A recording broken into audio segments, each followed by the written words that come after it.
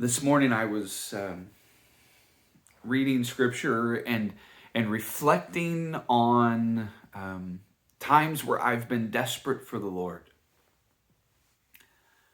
You know, I think back to bouts of doubt where I was just desperate for the Lord to speak.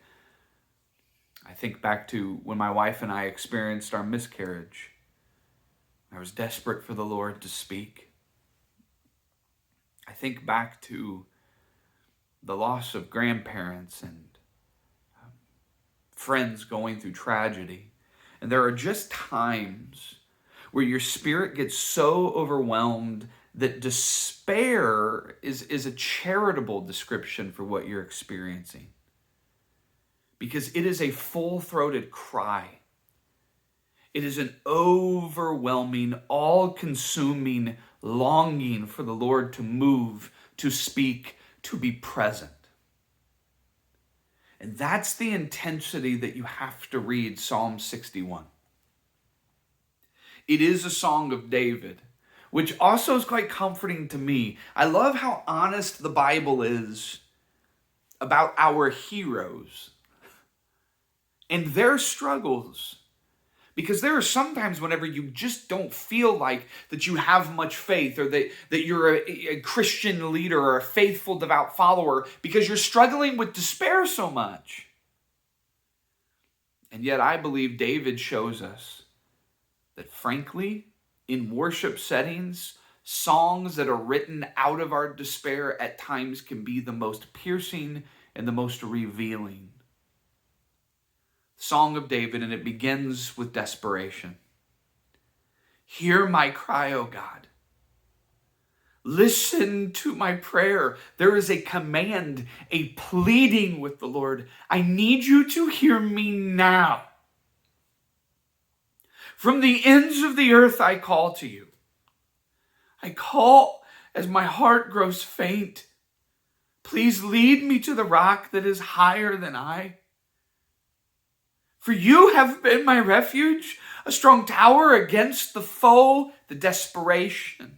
For the Lord to move as he has again, the commands, for the Lord to just listen, the cries that are coming from as far as the ends of the earth because he's growing faint. He's running out of options. All that he can do is hope that the Lord will move. Verse 4, I long to dwell in your tent forever. I'm looking forward to the day when this burden and this despair is gone, whenever I can go into your heavenly place, into the abode of God, and just dwell there forever. Verse 4 continues, and take refuge in the shelter of your wings. He is overwhelmed with despair. He's overwhelmed with the circumstances of life. And then in the middle of this incredible psalm is a little word in italics in our Bible, usually off to the side. And yes, indeed, it is a musical notation. But I think it's also a divine response. In this psalm, I think it's a divine command.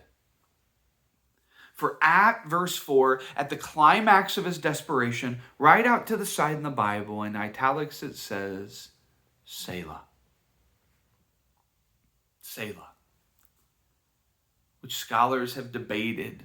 How do we translate this word? Scholars have wondered, is it a musical notation? And the general consensus is that Selah is a musical notation that means pause.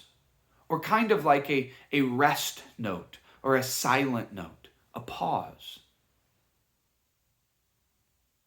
In this chapter, I don't translate Selah as pause. I translate Selah as peace be still. Just be still.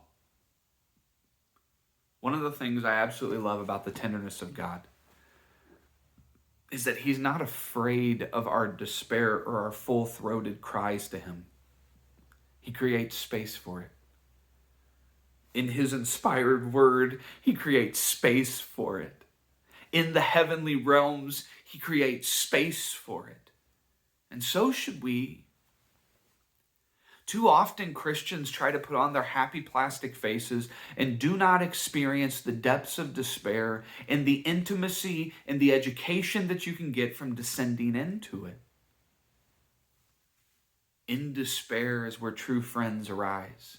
In despair is when anchors are truly tested. In despair is where intimacy with God can be taken to levels that previously you didn't know existed.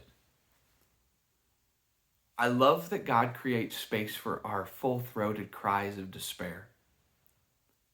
But I also love, in the midst of a psalm that is crying out full-throated, we have a divine command to simply be still, to pause,